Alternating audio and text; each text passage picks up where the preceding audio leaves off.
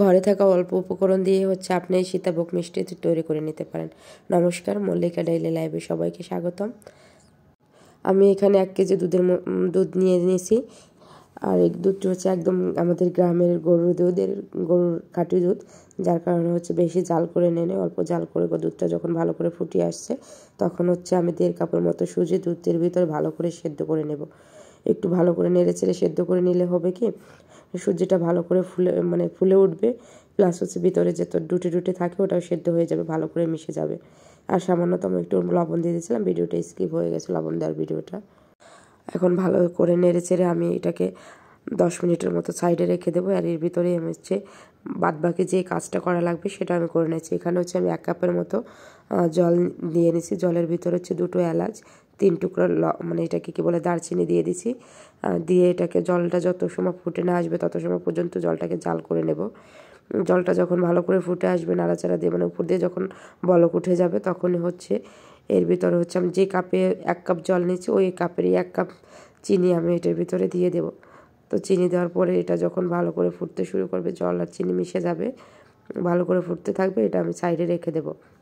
আপনারা ভালো করে দেখতে পারতেছেন এটা। এখানে আমার চিনির শিরাটি তৈরি করা হয়ে গেছে। আর এটাও আমি একটু ঠান্ডা করার জন্য সাইডে রেখে দেবো। আর আগে থেকে যেটা আমি সেদ্ধ করে রাখছিলাম সুজি, ওটা এখন আমি ভালো করে মধে বা ছেনে নেব।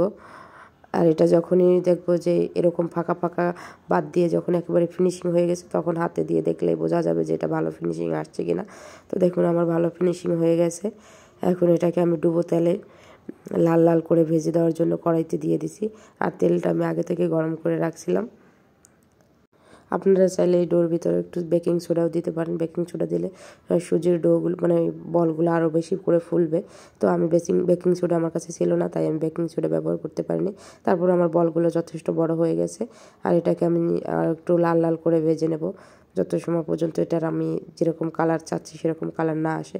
আপনারা আপনাদের পছন্দ মতো করে ভেজে নিতে পারেন। তো আমি যেরকম কালার চাচ্ছিলাম সেরকম কালার চলে আসছে। এটাকে আমি এখন শিরের ভেতর দিয়ে দেব। আর এই সীতাভোগ তৈরি করার জন্য যেটা মেইন উপকরণ, ঝিরিঝিরি করে এই সুজিটাই আমি আলাদা করে ঝিরিঝিরি করে ভেজে নিচ্ছি, যার কারণে আমার এটা ভিডিওটা স্কিপ হয়ে গেছে, আমি দেখাতে পারতেছি না। আপনারা চাইলে যে কোনো একটা কিছু দিয়ে এরকম ঝিরে কেটে নিতে পারেন। তো এটাও আমার ভাজা হয়ে গেছে। এখন আগে থেকেই সেই শিরা আর বলের ভিতরে আমি এইগুলোও ভালো করে মিশিয়ে দেব। এগুলো ভালো করে মিশিয়ে আধা ঘন্টার মতো বা 10 মিনিটের মতো রাখলেই সম্পূর্ণ যে রসটা আছে, শিরাটা আছে, এটা আমি বলগুলো বা ওই সীতাভোগগুলো টেনে নেবে। আর তো আপনাদের তৈরি হয়ে যাবে ঘরে তৈরি সীতাভোগ মিষ্টি। তো ভালো লাগলে ভিডিওটি শেয়ার করে দেবেন, আর ভালো লাগলে সাথে থাকবেন।